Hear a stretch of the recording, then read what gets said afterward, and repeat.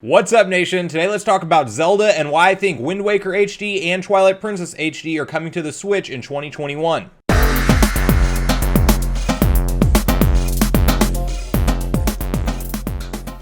Alright everyone, so today I get to talk about one of my favorite gaming franchises of all time, and that is the Legend of Zelda series, and why I think that we will for sure see in the year of 2021 both Twilight Princess HD and Wind Waker HD be ported from the Wii U versions to a Switch version. So I think there's a lot of evidence that points towards this happening, and I want to talk through my opinions and takeaways and when we might expect these to launch this year, as we are celebrating Zelda's 35th anniversary. Now before we do hop into all the details today, I just want to quickly invite you all to join Sunbro Nation if you haven't done so already. Do so by subscribing below, hit the like button on this video if you enjoy the content today, and make sure you turn on your bell notification icon so you're kept up to date with all the newest gaming and console news as we're in the new generation of gaming. And by the way guys, doing that will enter you in my PS5 giveaway that I'm completing at the end of January. But with that guys, let's dive into the details. So about a week ago, I made a video about why I think we could see both Ocarina of Time and Majora's Mask remasters that came out on the 3DS, that they could actually be released on the Switch in a dual pack as a single release. And while I still hope we see that, that is a little bit more of a stretch than the games that we're going to talk about today,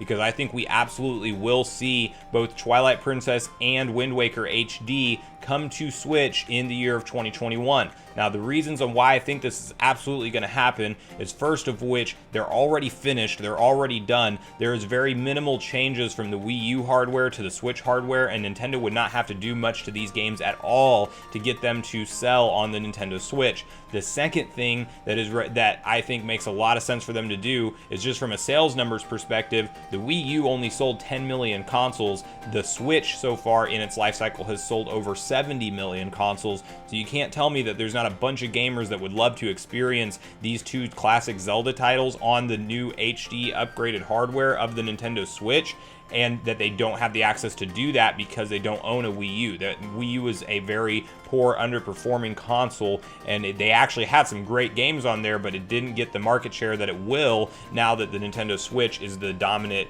console on the market. So I think Nintendo obviously could do this at any moment's notice. I think we probably see them released 3 to 6 months apart, so we probably would get like Wind Waker HD first, but then maybe an announcement for Twilight Princess HD coming behind it. But we know that there's probably going to be a small gap in time, because Nintendo, short of Pokemon, they don't typically release two $60 titles at the same time that they expect you to go in and buy both. So I don't think we'll see them come out at the exact same time, but I do think that we'll see them both happen in the year of 2021, since it is Zelda's 35th anniversary, and they're obviously going to be doing a lot with the series to celebrate it. I mean, even if you just look at what they did for Mario, there's a ton of room for them to do something similar for their probably second most popular franchise of all time, which would be the Legend of Zelda series. The other reason I think these games absolutely need to come to the Switch is just simply for the fact that Breath of the Wild is probably the intro Zelda game for a whole new generation of gamers, and they've become obsessed with the series and giant fans, but they don't have the access to go back and play some of the true classics that made people Zelda fans like myself. So getting Ocarina of Time, Majora's Mask,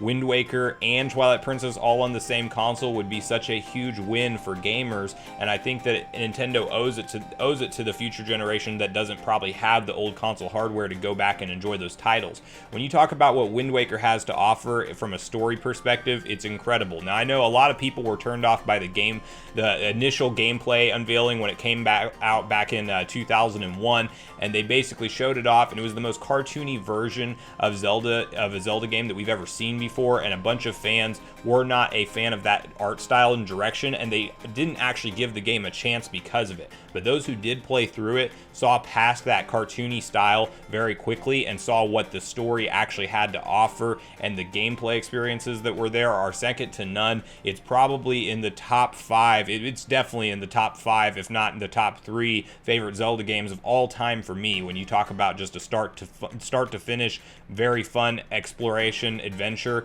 I mean, this is when Link sets sail on the sea for the first time, which is always beautiful every time you do it. It's probably the most relaxing Zelda game, but it still has some crazy intense combat moments. It has amazing boss fights, amazing dungeons, and then just a killer story. It's the first time that we see the King of Hyrule introduced into the Zelda universe as a like main role character, and there's just a lot that happens. In case if anybody hasn't played it, I won't spoil all the details for you guys, but but if you haven't played through Wind Waker, it's absolutely a day one purchase if you are a Zelda fan. It's something that you need to go experience for yourself, and I think it's going to look better than ever if they can move it over to the Switch, because like I said, guys, the work is already done on these titles. They both look incredible, and they're ready to be enjoyed by a whole new generation of gamers and people like me who want to re-experience them on the Switch and not dig out the Wii U anytime I want to play that, because the Switch is just so portable, versatile, and it's just the convenient system to play now. So I think that, you know, the more titles that Nintendo brings over to this, the more it makes sense for them and for gamers alike.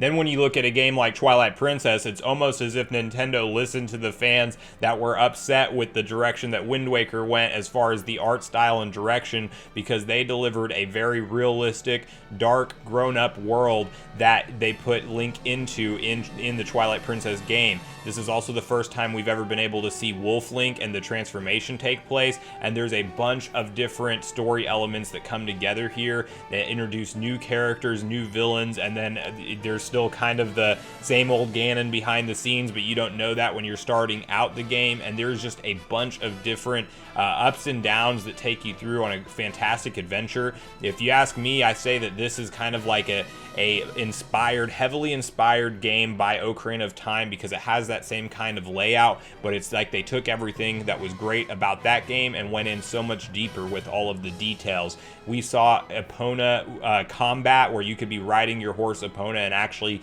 fighting on the horse at the same time, which is always something that fans wanted since the original adventure in Ocarina of Time in '98, when you're able to shoot your bow. It's like, yeah, that's cool, that's one thing. We want to fight bosses and enemies on the horseback, and you can do that in this game. The temples are some of the best and my favorite puzzles in a Zelda game to date. Everything is paced out very well, and just from start to end, it's a 60-hour plus adventure in most cases. I think people are super going to enjoy playing through Twilight Princess if they bring it to the Switch, which I think we absolutely will see happen sooner rather than later. So let's keep our fingers crossed that we see both of these titles released. I would love to know if you guys think that we're going to see them in a bundle package or a separate release like what I'm predicting, because I would love to see it 2 in 1, but I just don't think Nintendo is quite that generous to us this time around.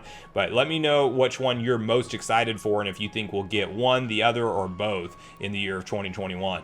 Thanks so much for watching the video today, everyone. I do truly appreciate you all sticking around until the end. I do at this point in the video want to invite you all to leave me a comment. Let me know which games you hope we see come to the Nintendo Switch in 2021 when it comes to the Zelda series. This is obviously the 35th year, and I think that we're going to see Nintendo do a lot of stuff, but I would love to know which titles you guys hope we'll see and which ones you think will be bundle packages and then also single releases. And then before we do end the video, I also just want to quickly invite you all one more time to join Sunbro Nation if you haven't done so already. Do so by subscribing below. Hit the like button on your way out on this video if you enjoyed the content today, and make sure you turn on your bell notification icon so you're kept up to date with all the newest gaming and console news as we're in the new generation of gaming. That's going to do it for me, guys. I hope you all have a great day. Sunbro Nation, out.